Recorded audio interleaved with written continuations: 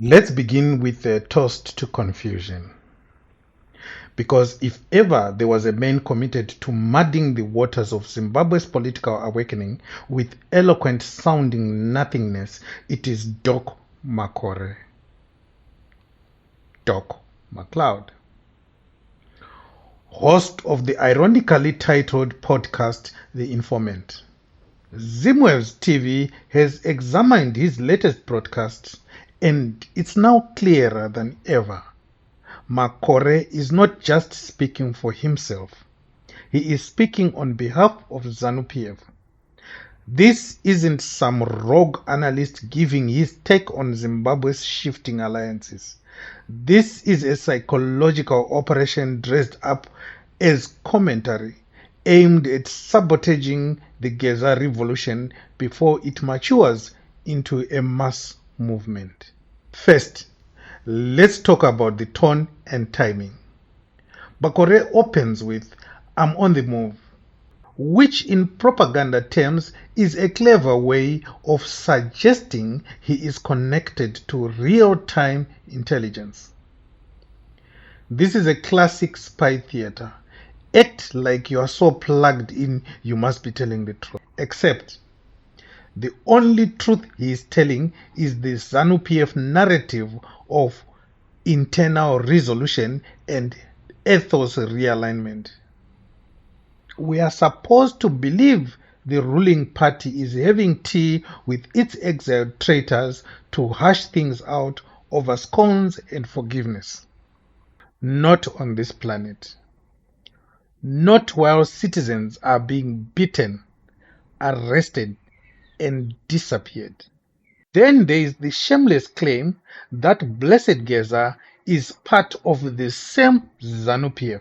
Yes, he might have been a member of ZANU-PF, or he might still claim to be a member of ZANU-PF, but not the Emerson Mnangagwa's ZANU-PF. This is the crown jewel of Makore's psychological warfare. Make the revolution look like it was just a factional performance, not real, not organic, not dangerous to the regime. His entire argument hinges on the idea that Geza is part of a ZANU-PF in-house divide, as if that justifies the massive popular support Geza has accumulated, the protest music on the streets, and the nationwide calls for Mnangagwa to step down. According to Makore, Geza is simply playing his role in a ZANU-PF soap opera. Convenient, isn't it?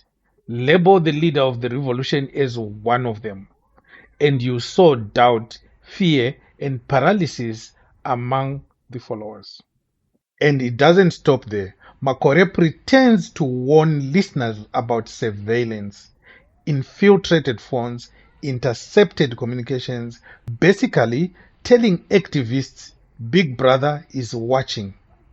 It's psychological intimidation designed to demobilize the base. He references supposedly seized phones, frozen accounts, and intercepted messages not to protect anyone but to scare people into silence. He wants revolutionaries to ask themselves, is it safe to keep going? Instead of, is it worth fighting for? That's not commentary, that's counter-insurgents. But wait, Makore's betrayal gets worse. He pushes the narrative that Nyoka Mabunu had phone access in jail, and that his tone changed, that his messages weren't authentic anymore. These are red flag indicators of classic disinformation. Discredit the captive, cast suspicion on every message he sends, and imply that the resistance has been compromised. He doesn't stand with the abducted. He undermines them. That's not a friend of democracy. That's a mouthpiece for tyranny. He repeatedly mentions that talks have begun between Geza and ZANU-PF without a shred of credible evidence. These are fabrications floated strategically to convince the people that resistance is futile, that everyone eventually bows to the crocodile. Makore is not bridging understanding. He is planting psychological traps. He is telling people to sit down, shut up, and think twice about their movement, or else. Let's not ignore the absurd defense of Mnangagwa as a master tactician. Makore waxes lyrical about ED's 45 years of political experience, portraying him as a chess grandmaster rather than a paranoid autocrat presiding over a failed state. This is what happens when an informant's wires are showing. The narrative stops critiquing power and starts worshipping it. He doesn't question ZANU-PF. He venerates it. He doesn't highlight its abuses. He shields them. And the peace de resistance? Makore praises the realignment of ZANU-PF party ethos as some sort of patriotic act of reunification. He applauds the return of exiled G40 figures such as Grace Mugabe and Walter Mzembe as evidence that ZANU-PF is healing. He even tells us next is Jonathan Moore. No, sir. This is not healing. That is recycling rot. A rotting regime tightening its grip by calling back its old henchmen to secure Mnangagwa's bloody throne.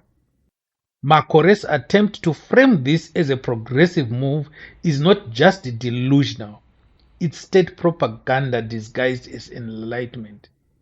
Let it be known, Zimwaves TV believes Doc Makore is a ZANU-PF agent, whether paid, persuaded, or possessed by the ghost of Bodagezi himself. His entire message is structured to paralyze hope, delegitimize the Geza movement, and make you believe that the only solution is to sit back and let ZANU-PF fix itself. Which, spoiler alert, will never happen. To every citizen watching, Makore is not your voice of reason. He is your chain, disguised as a safety belt. If you are still wondering who to trust in this information war, ask yourself, who makes you afraid to act, and who makes you brave enough to hope? And to Makore, if this really is the Informant podcast, then thank you. You have informed us all, informed us that you work for them. Subscribe to Zimwaves TV before this revolution is replaced with another rebranded dictatorship, because while Makore plays chess with your conscience, we'll be here making noise that even the CIO can't unhear.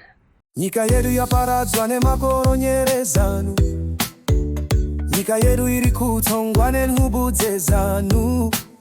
Vana kushikorora ngova damberega rega mafekitari yakafara kare kare.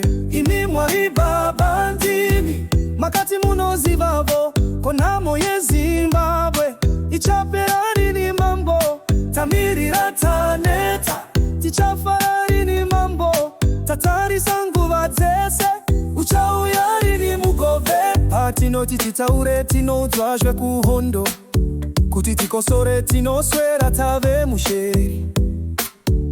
ZANU haina tsitsi nevana veZimbabwe, vatana nevarwere vakatokanganikwa kare.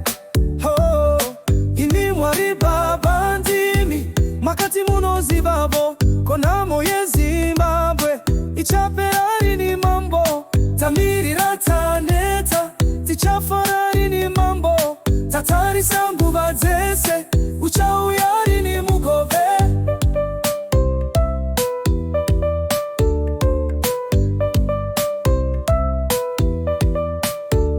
Pakavava Mugabe vakatobviswa negidi, pakauya Ngwenagarwe akatopinda zveginya naiyewo anoda kufira pachigaro. Imi mwari baba ndimi makati munozivako konyamo yeZimbabwe ichapera ni mambo tamirira taneta tichafara ni mambo tatari sanguva dzese uchauya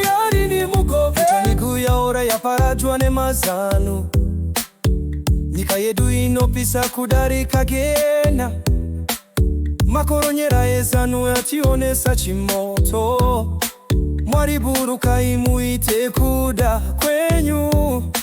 Oh, imi mwari baba ndimi makati munozi vako konyamo yeZimbabwe ichaperari ni mambo tamirira taneta tichafarari ni mambo tatari sanguwa dzese uchauyari ni mugove.